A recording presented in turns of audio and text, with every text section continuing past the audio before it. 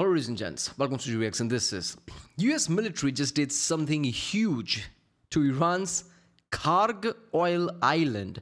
There is an entire island for oil. Yeah. So I guess USA is now attacking oil fields. Because the first time it happened, it was Israel, right? Trump got pissed off. But I guess they're amping that up. Day 50, it's been 2 weeks. Holy shit. Day 15 of Operation Epic Fury. US forces obliterate 90 plus military targets on Iran's Kharg Island. Okay, so now they're going after, like, this is industrial attack, right? There are layers to this. You can attack military outposts and try to capitulate. If you can't, you attack their means of continuing. Maybe like a ammunition depot, missile depot, so they can't fight. That doesn't work. You attack their industry. So the more and more their money goes away, how they're going to fight? So attacking oil is just basically that. These are layers to it, right? They have like, what is it, like 10 or so week of like resources already. And it's been like 2 weeks only, right? So yeah, they're not even close to like, emptying out their resources when it comes to America. And even then, they can just, refill it, even after 10 weeks. If they just pass the bill or something, because they do have resources. So there is no way in hell this is not going to end really badly for Iran. That's what I'm saying, right? Yeah, I say that all the time, and people like, why you biased? Biased with what? I'm not an American. How am I biased? That doesn't make sense to me, right? War is fucked up, right? So I just want war to end. Because, there is no way in hell America is going to lose. That doesn't even make sense. When did America lose anyway? Right? America didn't lose in World War II. America didn't really lose any of the Vietnam War and all those wars. There were certain goals they achieved and walk away. People like, oh, look, they ran away. People claim like they lost in Afghanistan. How? They were there for a decade plus. There is a time they have to go home. That's what they did. What? Let's watch this one. Day 15 of Operation Epic Fury, and U.S. forces just executed one of the most powerful bombing raids in Middle East history. Over 90 military targets on Kharg Island, Iran's crown oil jewel export hub, just got hit with precision weapons. It got smoked in the last 12 hours. We're talking naval mine storage facilities, missile bunkers, command centers, all obliterated. But at this point, the actual oil infrastructure hasn't been hit yet. President Trump hit Truth Social confirming that every military asset there totally obliterated, while the actual oil terminals stayed untouched. For now. This raid is a direct gut punch to Iran's ability to keep the Straits of Hormuz choked, even after the U.S. has destroyed 90% plus of their navy, including 60 ships, 30 mine-laying ships, and slashed their missile and drone launches by about 95%. But Iran still has a few asymmetric plays, and they're still laying some mines, harassing tankers, and basically launching sporadic barrages of drones to maintain a soft blockade and closure of the Straits of Hormuz, where most commercial vessels just don't want to risk it. They just want to sip their coffee and transit their $1 billion of oil to where it needs to go. They don't want to deal with Shahed drones from Iran, or even the UUVs that Iran is said to be sending into the Straits of Hormuz as Iran lithium ion. Okay. Yeah, lithium ion, like this torpedoes or some small submarine with torpedoes, right? These are the thing that, like, lithium ion, that's something. Lithium ion, like, that barely works in smartphones. Doesn't even work for Samsung. Most of them Samsung phones just like explode. Yeah, so it's working in a weapon. That's interesting. As well. These strikes on cars are all about degrading By the way, that Samsung thing is not a joke. Wait a minute. Look, you see that? I don't know if you can see that or not. Like, Samsung is just like, you see, it's no line, but watch this side. You will see a bulge. Come on, pick it up. See where my finger is? You see slight line bulge there? See that? I think you can see it from here, right there. There's a bulge there. Yeah. Even my Samsung has a bulging battery now. What is wrong with you, Samsung? All the Chinese brand, this is not an issue. How the fuck one of the biggest companies on the planet have this issue? Iranian logistics so the U.S. can force the Straits of Hormuz open and end any economic leverage that Iran has. Stay locked into the end of this video because we're breaking down why this is a massive win for the U.S. and how this could lead to the full opening of the Straits of Hormuz here in the next few days or weeks. And we'll talk about how Iran is still hanging on. How are they still hanging on? 15,000 plus targets hit. So we'll talk about how they're still hanging on, and likely what comes next. But here's a release from the IDF on X. The What is this SNL skit? I remember there's an SNL skit with somebody getting beat the shit out of them and like, I'm still here. Wait a minute, it was either SNL skit or Key and Peele skit. No, Key and Peele skit. It's like, General, shoot me. I'm gonna stop it with my hands and he can't. Oh, just straight to the hand. I'll stop the bullet and then, there was this over-the-top skit. That is Iran, basically. I'll find the skit. Wait a minute. Oh, there you go. See what happens. Deflected. Yep, there you go. This is basically Iran. That's how they're hanging on. Another one. Go! Oil fields. They stopped the attack on oil fields. Yeah. And this is Iran before capitulation. Headshot. Headshot. Let's go.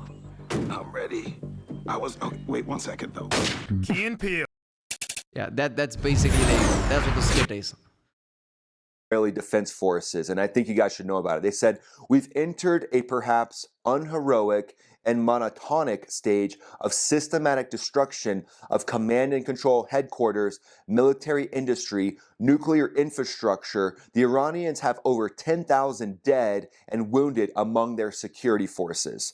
What is likely to follow after the war is a weakened regime, an economic blockade, diplomatic isolation, and eventually a revolution. The situation matches what we anticipated. So very interesting there to see plausibly how this could actually play out. Also, some breaking news. The U.S. is sending 2,200 Marines and sailors of the 31st Marine Expeditionary Unit from People said, oh, so much for putting troops on the ground, and people got pissed off, even on like something like Fox News, which is mostly right-wing. Like, you won't see anti-right-wing comments, but even those had comments. It's 2,000 Marines.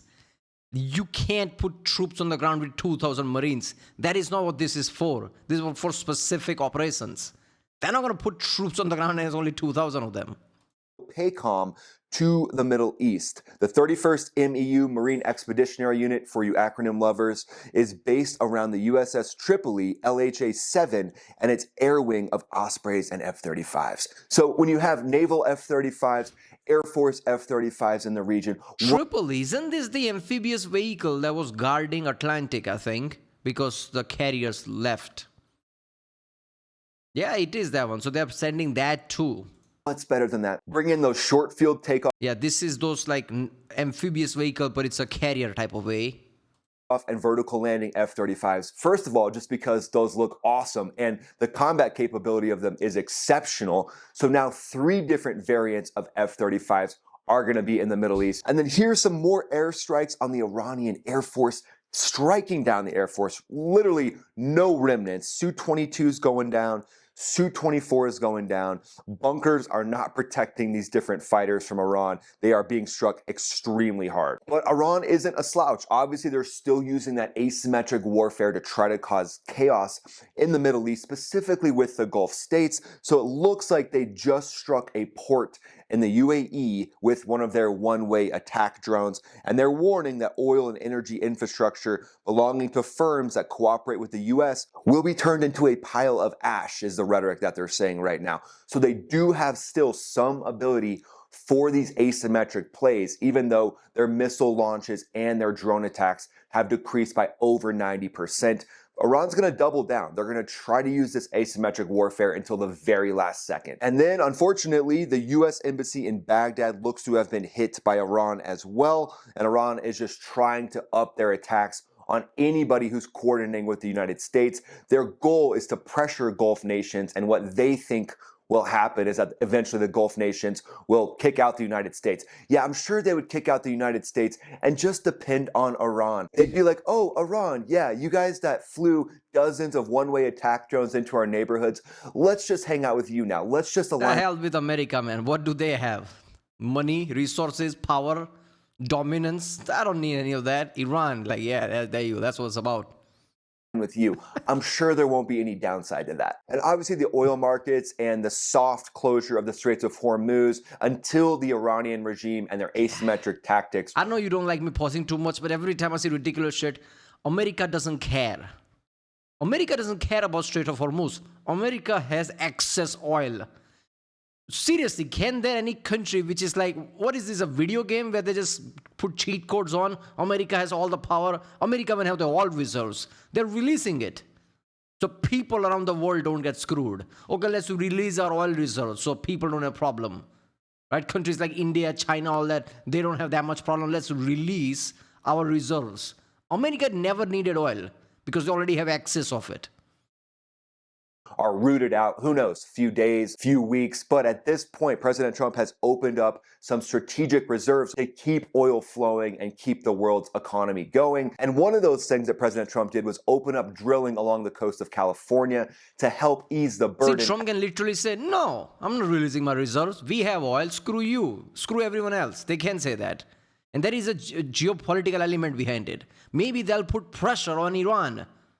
People think, yeah, but wouldn't that put pressure on America as well? Yeah, but America's not going to get pressured. America's just going to say, screw you, I'm not going to listen to you, I'm powerful. Only person left, that's Iran. People will just like pressure Iran, like agree to America's terms, let's go, we are all getting screwed. China would put pressure on Iran because China can't put pressure on America. So if anything, Trump doesn't even release the reserve, that will increase the pressure on Iran. But yet America's like, okay, let's not screw over other countries and release the reserve as the Iranian situation is dealt with. But here's an interesting response from the California government that I thought was very interesting.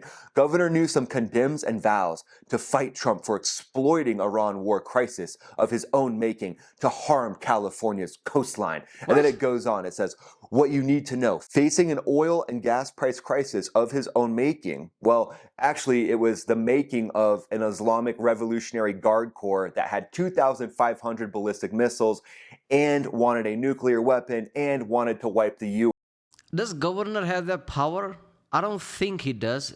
Governor can fight Trump for its own state internally. Anything external, does governor has any say? I don't know. America is different. I guess it's the United States. So it doesn't work like other countries. But I highly doubt that. Like governor has no say in foreign things. I don't know. U.S., California as a part of that, by the way, and Israel off the face of the earth. But yeah, besides that, yeah, it was President Trump's own making. President Trump is illegally invoking emergency powers to attempt to force a restart of the Sable offshore core pipeline. Well, actually, it is basically an emergency since the Islamic Revolutionary Guard Corps has closed the Straits of Hormuz. And I know that's really far away from California, so it's hard to understand the impacts, but it actually is an emergency. And in cases like this is what the president is supposed to do. The ball's on the California government. They said a law-breaking operation shut down in 2015 after spilling oil across California's beaches and killing thousands of birds and marine mammals. Well, yeah, obviously, if there's some sort of an oil leak, that's terrible. That should be fixed. So instead of just shutting it down completely, why don't we fix the problem? Bring in American firms that have ingenuity, advanced engineers, and make the pipeline incredibly resilient and strong so leaks don't happen. Oh, we are America. We don't know engineering, right? Where is in this? Like, yeah, it's like, what the fuck? Technology is the one thing you have the most. He's right. Why not try to fix the pipeline? You have the engineers. You're geniuses, basically, because of DARPA, NASA, and many things. You're like, what does that have to do with anything? Look at Apollo program. NASA just for aeronautics, right? Look at the shit they did in Apollo program. Right? They created grooves in a highway so the car doesn't slide off when the banking comes, when the turn comes.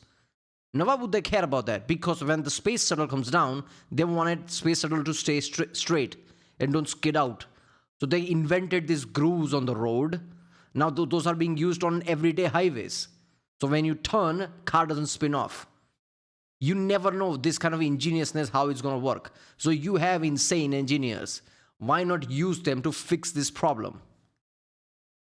Instead of just completely shutting it down altogether. It's like a kid who has one fall on his bike and is like, I'm throwing this bike away. There's no way I'm riding this thing again. It just crashes every single time. But Iran's rhetoric is still full throttle despite taking a pounding with 15,000 targets being hit. I mean, it's pretty much all they have, right? But their new supreme leader, Majabta Khamenei, in his first public statement, you didn't actually see him, but it was read on state TV. No video evidence of him right now. Yeah. He vowed to keep the Strait of Hormuz blocked as a pressure tool, demanded reparations, and promised revenge for the martyrs of the IRGC. The IRGC is threatening to turn U.S.-tied oil infrastructure into a pile of ash across the entire Gulf if the U.S. pushes harder. They're firing missile waves at Israel. Obviously, that's what they're going to do. They're hitting Gulf states like Oman with one-way attack drones, and they're claiming that they've struck pretty much all of the U.S. bases at this point. And CENTCOM actually debunked more of their lies, which is awesome. CENTCOM said the IRGC is again claiming they've rendered the USS Abraham Lincoln inoperable. This is after they've previously claimed to have destroyed it multiple times. Abraham Lincoln, the fuck you talking about? That thing is not even moving anymore. No operations. There you go. It's done like that, right? That simple. It's not even hard. It's not like it's America's prized possession, super carrier, and it's not like if the shit hit the fan, every single fighter jets from all the different air bases and everything will basically concentrate towards super carrier to protect it. It's not like, oh, you will have to do insane amount of shit, even try to damage it. No, it's just like that. It's just simple boat. We just damaged it. Yeah. Times. And then they go on. The IRGC is not only peddling recycled lies, but they are contradicting these lies with more lies. To be clear, the Abraham Lincoln Carrier Strike Group continues to dominate Iranian airspace from the sea. And this is straight up awesome. It shows B-2s taking off from an undisclosed... Why is Americans on aircraft carrier not doing that TikTok shit? Oh, look at I'm here in Modi in India basically went to the S-400 that Pakistan claimed got exploded. Literally next day, he's like, oh, there's S-400 in the background and gave a speech. And that's Prime Minister. Why are your soldiers and everybody on the ship? They're like, oh, here you go, here I am. Oh, look at that, everything's burning. Not. Location to strike Iranian targets, specifically focused on delivering long-range fire to not only eliminate the threat from the Iranian regime today, but eliminate their ability to rebuild in the future. So likely targeting ballistic missile facilities, drone-making facilities, their different production arm, petroleum, oil, and lubricants potentially that actually help them make those one-way attack drones and ballistic missiles. The B-2s are obviously doing some work, likely 2,000-pound bombs. At this point, they can drop the MOP, the 30,000-pound bomb, all the way to 2,000-pounders. The versatility of the B-2 is insane, but it's really cool seeing that video there. And then this is the actual strikes of Kharg. You can see the military hardware getting hit. You can see the different locations on the island getting struck, basically taking down anything that they might have to protect their oil infrastructure. The runway there looks like it's being struck as well, basically gutting, putting massive craters and holes in the runway. So Kharg is getting they're getting a What are the houses? Why are there so many houses near a runway? pounding at this point. I mean, it can't be just base houses. There are too many, right? And it's not the kind of pounding that they like. But CENTCOM said last night U.S. forces executed a large-scale precision strike of Kharg Island. The strike destroyed naval mine storage facilities, missile storage bunkers, and multiple other military sites. U.S. forces successfully struck more than 90 Iranian military targets on Kharg Island while preserving the oil infrastructure. For now. So Iran's rhetoric and responses are ramping up despite them taking a pounding that we have never seen before. Multiple missile barrages, though, is their focus. They're trying to launch those at Israel, cause damage, kill people, and then they're doing these one-off or these pop-shot drone strikes and these missile strikes, and even a missile breaching Turkish airspace again before another intercept just recently. Their rhetoric is off the charts defiant. Their new Ayatollah, not so supreme Ayatollah, is vowing no escalation restraint, and IRGC is launching what they are calling True Promise 4, their operations against Israel and the U.S., while warning that all of the U.S. assets will become ash. And then the IRGC actually threatened President Trump directly, telling President Trump, be careful not to get eliminated yourself. So as you can see, these guys are the trash talkers of trash talkers. But we're seeing some anti-regime protests starting to... Iran. I'm just going to tell you this straight. if you kill Trump, there will be troops on the ground. Iran is done. Much worse than how Iraq was done. If Trump actually dies, even though Trump has a lot of haters in America, it's still an American president that Iran would kill. Do you understand the level of that shit is? I know you say like, yeah, but they kill our supreme leader. I'm not talking on fairness. I'm talking based on power. You don't just kill President of United States. And if you do, entire military is going to be on Iran. Not just bombs, proper troops.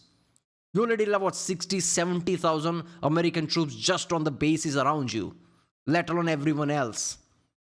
The level of troops that America will put there will be insane. To bubble up, not on the massive level that we'll likely see once the administration gives the thumbs up to the free people of Iran, but it's almost like this anti-regime protest, we're just seeing the beginning of it as well. The regime is also trying to counter those protests with their own pro-regime protests, obviously. I mean, that's what they're going to do. So CENTCOM described this operation on Kharg as a large-scale precision operation, electronic warfare jamming any of the surviving radars, and not just Kharg itself, but still more strikes, massive amounts of strikes on the mainland of Iran. Layered ISR, intelligence, surveillance, and reconnaissance. Your daily dose of acronyms, I got you. Drones, satellites, recon aircraft for still pinpoint targeting and detection of what's going on in Iran. These types of tactics, this layered approach, it lets the US dictate the fight, hit hard, hit clean, preserve what you want. We'll preserve the oil infrastructure for now, but strike down all the ability of Iran to execute any attacks in the Straits of Hormuz. That looks to be the goal at this point. And with those Marines surging in, don't sleep on those 2,500 plus Marines coming in with F-35s and amphibious assets. Those are the guys that she told you not to worry about, right? They're ready for whatever phase comes next. Does this phase include some limited ground The operation? amphibious marine vehicle, Tripoli, getting introduced to Iran is a worrisome thing for Iran because now Marines are getting involved. 3 layers, right? Not 4 layers, but let's call it 3. Air Force, Navy, and Marines. We are not even talking about Army. Let's not think about that right now. So Navy was there, Air Force was there, now Marines are there. Tripoli, right? Now, a lot of Ospreys and all that is under probably Marines, right? Amphibious vehicle, F-35Bs and all that. So Marines are getting involved. Probably Delta Force and things going to get involved as well because Marines were involved during Venezuela thing, right? Iwo Jima and all that. So when Marines get, how is America going to attack a place with proper soldiers? Amphibious things, Marines. That is how they do it. Unless shit goes out of hand and they actually have to put an entire army there. That's a different thing. But at first, it's going to be Marines. Right? So Marines are getting introduced, which means like they're kind of crossing the line of, okay, let's not put troops there, but let's do something there. That's always a possibility at this point for the next phase would be strikes with surgical precision, with special operators going in, surgical scalpels, taking down high-value targets. The goal, hopefully, is to only maintain that surgical scalpel and not have a massive ground force going in. Seeing that happen in the global war on terror, that's where I deployed into combat. Watching a massive invasion force without clear objectives was just not the strategy, and it looks like this administration is focused on that with Secretary of War Pete Hegseth. See, people develop certain type of operational doctrines. Go to any war. Germany tried to do that in World War II with a blitzkrieg mentality, sudden surge that people get caught off guard. France capitulated because of it. Now, America, because he's saying here, this is not Iraq, this is not endless, telling me that if America is going to use army, they are going to use overwhelming army. Let's say, 100,000 troops are enough. They're going to put 500,000 just so it finishes fast. Because the goal here is not to keep it endless. So even if they have to introduce troops, they are going to introduce holy shit amount of troops. So it overwhelms everything. So there is no option of this is going to drag on. No, it's not going to drag on. We are too powerful right now, that type of way. saying that a ground invasion, a massive ground invasion, will be avoided at all costs. With the US being ready for whatever comes next, whatever phase comes next, this is why no adversary can match US combined joint operations with the Air Force, Marines, Navy, Army, even the Coast Guard probably getting in on the action, and obviously the Space Force. Don't worry, Space Force, I got you. I know, bored. Sorry, hungry. Horny, bad. Space Force, good. Let's move to the 40 Yeah, I wanted second season of that. That was fun, man. But second season never came. chess strategic analysis section. So strategically, this is a very sharp move. By targeting only the military side of Kharg, the US is crippling Iran's mine-laying missile support without immediately cratering global oil supplies and making that situation worse. The Trump administration is holding the oil terminal card as leverage, setting conditions to run naval escorts through the straits once these threats drop to a level that's acceptable. But the first priority is erasing offensive capabilities and erasing the ability of Iran to mine any of the Straits of Hormuz or the Persian Gulf at this point, and being able to target in their UUVs, because those things are slimy, they're slippery, they could be everywhere. So bringing in new advanced US systems from companies like Andor. See, the thing with this one is, look at how the small islands are there. Sprinkled in ground, places where you can just stuff certain boats there. This is why policing this is much hard. Things could be hidden there, things could be hidden there, things could be hidden there. You can't really patrol this place and make sure that no Iranian speedboats are there. It's near impossible. They could be everywhere. So bringing in new advanced US systems from companies like Andor that can sniff those things out. The lamprey from Lockheed Martin, you've heard me talk about it before, but I can't state it enough. An AI swarm, an AI underwater swarm of those lampreys, that's better than sharks with freaking laser beams, guys. Having those things. See, again, I don't know about that, because that is to have, different type of warfare yourself, like asymmetrical yourself. That only works against a navy that is dominant, like China. That works in China. If Chinese navy is around Taiwan dominating, you can put those on to cause havoc. In Iran case, Iran is skirmishing. Iran isn't dominantly there because USA would bomb it. So they hide and then speedboats come. I don't know how this thing's gonna work against that. But yeah, if Iran somehow dominates the area, just point blank, oh, here we are, you can't pass through, which is weird, that would never happen. But then this thing would work. Talking to each other, creating a metal net under the sea to detect mines, detect the UAVs, and just evaporate them at a moment's notice. That might be one of the main things that helps keep the Straits of Hormuz open. This sustained degradation of the military forces of Iran, it turns the pressure directly back to the regime, where they have less and less options every single day. And then seeing those anti-regime protests starting to bubble, this weakens the leadership while hopefully protecting the free people of Iran. And from what we saw from the IDF, looks like it could be a few more weeks until a full-on revolution could take place. So there you go, guys. Day 15, Operation Epic Fury. The US just delivered that devastating precision blow to Kharg Island's military backbone. Over 90 targets on that island gone, directly aimed at breaking Iran's grip on the Straits of Hormuz and the world's oil supply. We're degrading them relentlessly, setting up to hopefully here soon reopen global shipping with full flow through the Straits of Hormuz, while Iran still clings to their mines and their threats despite massive losses. They're basically like that dog in that meme that's just sitting there while the house is on fire, and they're like, everything is fine, everything is fine. But American resolve, airpower, technological superiority are on full display here, proving again why the US military is unmatched. What do you think? Does the regime hold for the next few weeks, or I think it's up to the regime, right? Like I saw that Key and Peele skit. You can hold even if you're getting damage left and right. It just depends how much damage you're gonna do before, okay, this is too much. Let's give up before nothing's left. Because in the end of the day, Iran will be left with basically no industry, no military infrastructure, and nothing. That will be fucked up time. Because we've seen around the world, when countries go below a threshold of power, it's impossible to rise up. You don't want to get destroyed at a level that it's impossible to like rebuild it, right? So I don't know. Iran really needs to think about geopolitically, like where to go from here and how much damage we've gotten already. And is this even worth it? Is there a light in the end of the tunnel? Can we really fight America? Like, is there any possibility?